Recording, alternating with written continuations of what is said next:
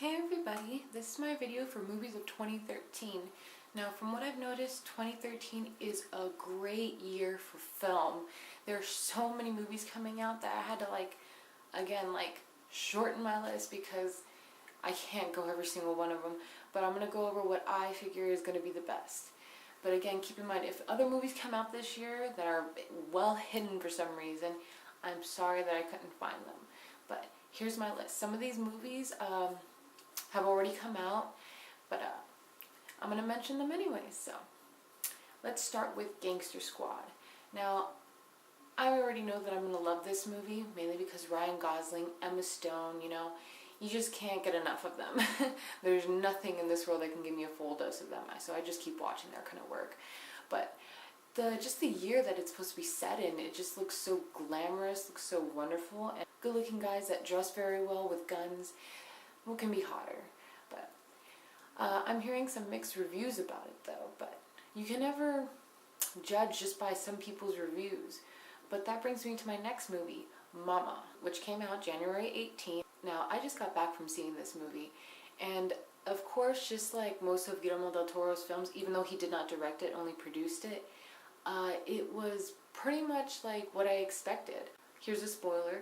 A lot of his movies, even though he didn't direct it, have to do with fantasy. And again, another spoiler. It always has to do with children, and eventually somebody gets taken. Regardless of the outcome, somebody gets taken. But Mama was a great film. It had the proper scares for it. The effects were amazing.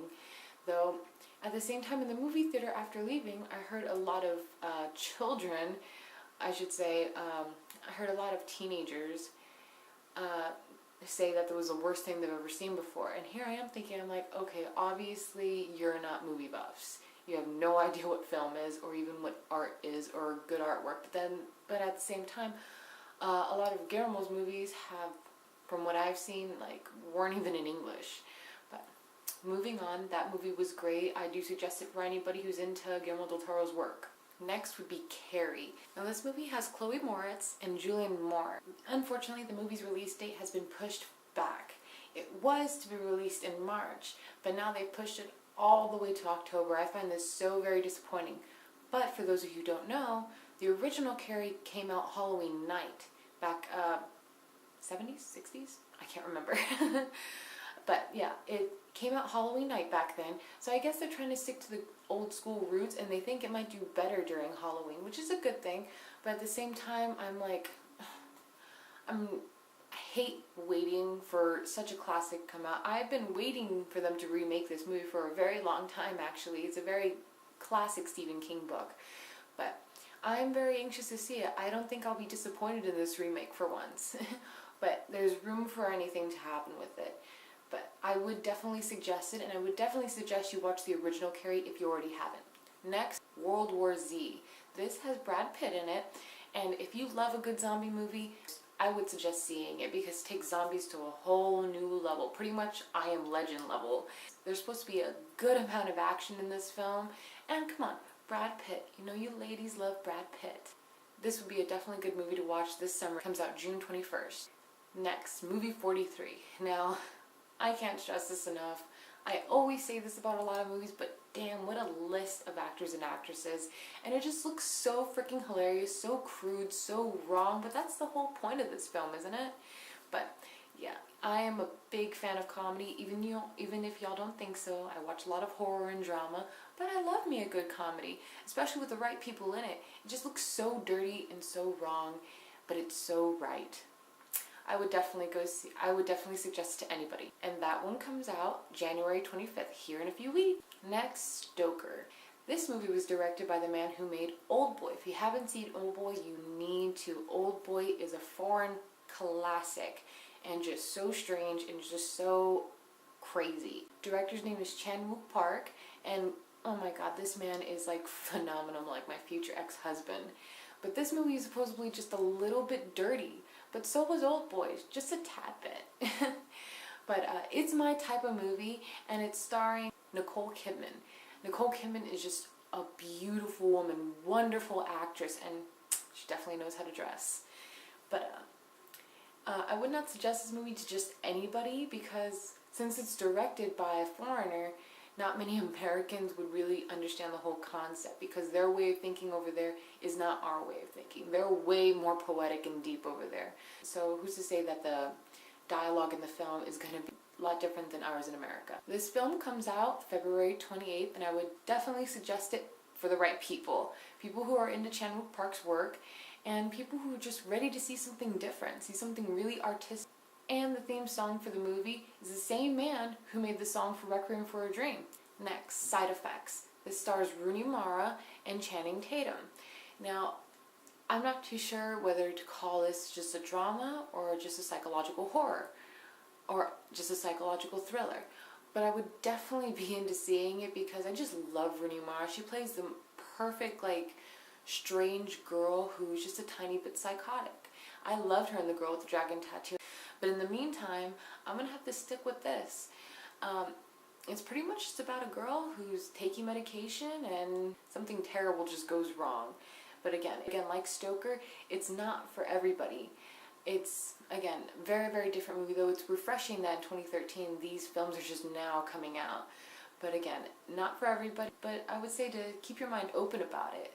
And for those Channing Tatum lovers out there, these young girls who are hoping to get into the theater, good luck. Hopefully you can bring a parent with you or something, if even that. But you're going to see a whole different side of film. And that one comes out February 8th. Texas Chainsaw. Throughout the movies that have come out, as far as remaking this movie or adding sequels to it, nothing tops the original, the very first movie. But so I've heard that right at the beginning of the film, they show old clips from the original Texas Chainsaw. Now, me being a Texan, I have to see this movie, but unfortunately I've been so busy with the move that I haven't gotten to see the movie yet. But I would definitely suggest it, but as far as right now, I can't tell you whether it's a good movie or not because usually all the other Texas Chainsaw films, they were okay, but they weren't the greatest. So, it's not for everybody, but why the hell not watch it? Next is Final Girl. Now, there hasn't been much talk about this film. The director is a photographer, and this is actually his first film, so I'm really anxious about this. I've seen some of the movie posters, or at least some of the photographs that have been taken, and it's starring Abigail Breslin. And I love this little girl. Oh my god. Little Miss Sunshine was adorable and just so cute. But this movie's going to be a little different, and it's about a bunch of boys who choose the wrong girl for their initiation. That's as far as I'm seeing on International Movie Database. But there's no release date for it. It just says 2013, so this is probably one of those surprise films that's just going to pop up out of nowhere. I feel that it may pop up during summer or maybe the fall during Carrie. Who knows? They might put her up against Chloe Moretz and see how the awards work out for them. See them battle each other, for the spot of maybe Queen of Horror, Next is Spring Breakers. Now, if you're a Harmony Korine lover, you've seen Kids, Julian Donkey Boy, if you've noticed, or if you haven't noticed, or even seen his films, they're very abnormal. They're very strange, somewhat low budget, but not necessarily. I've noticed he likes to put more money towards his actors and everything else except for the camera. But that's not to say that the films aren't good. All of his films are great, but they're bizarre at the same time. This movie is starring some really high up actors and actresses like Vanessa Hudgens, Selena Gomez, and James Franco. And it's supposedly really dirty, but at the same time, that's just me, I'm totally into dirty, as should you be. But there's no release date for this film either. As far as I know, it's going through a bunch of festivals right now. Again, another film that only dates 2013. So expect this to come out soon, possibly maybe during spring break. Next, The Hangover. This is coming out May 24th. The original Wolfpack will definitely be returning, as well as Leslie Chan. Yay! I love that man. And supposedly somebody's being broken out of a psych ward. So we'll see how that goes. I've loved all the Hangovers, though a lot of people were supposedly disappointed by the second one. They were saying it was pretty much like the first, but I kind of knew that was already coming, but that doesn't mean I'm not going to go watch it, I would still suggest watching it. Next, everybody's been waiting for this movie, at least a lot of nerds have, and that's Kick-Ass 2. And again, the original cast will definitely be returning along with somebody new, and that is Jim Carrey. This movie, I am just so excited to see where it's going to go. Everybody's gonna be grown up, and I'm just like, wow, I can't wait. And this is supposedly coming out June 28th, so it's not too far away, y'all. But keep a lookout for it. Next is Old Boy. I mentioned this, that the director of the previous one is Chan-wook Park, but now Spike Lee is directing this film, and I have no idea how it is they're going to do it or be able to show it in theaters. But that means they're probably going to clean it up a lot, and I don't know if it's going to be worth the watch. I'm just going to wait for the trailer. I'm not going to say anything for right now. Sorry, y'all. But it'll be coming out October 11th, so be looking out for a trailer probably in summer. Next, Only God Forgives, another Ryan Gosling film, except this one is going to be a little bit bloody. And that's still sexy. Yeah, he still looks sexy. The movie poster looks a little dark, little old school even, considering it's black and white. But that's no reason to not go watch it. I feel this might be a little bit of an independent film. I have no idea how popular it's going to get, but that's no reason to go watch it either. So definitely keep an eye out for that one. It will be out in theaters May 23rd. Next, Insidious 2. Now, I've only heard rumors about this, but it could be kept quiet for right now. So keep an eye out for it, definitely, because the first one did miraculously. It was such a great movie. James Wong is awesome. Just the whole story overall, like, that was the first American horror movie that actually made me jump in theaters. And that's surprising enough to me, because it takes a lot for me to even get scared during a theater. But yeah, I was scared of the dark for a little bit after watching that movie. So that one's supposedly coming out in theaters August 30th. Next is ABCs of Death. Now, when I saw the trailer for this film, I was just like blown away, literally. I mean, there's so much going on. It's almost a little confusing and a little intimidating to watch, actually. But that doesn't mean it's not going to be good. Any type of film that comes out that just seems really confusing, just totally out there, they end up being the best films. And I wouldn't suggest it for anybody who might have a weak stomach, because God knows what's going to be in this film. But if you're definitely a fan of horror, you need to go see it, and it will be out in theaters February 28th. Now, last but not least, Evil Dead.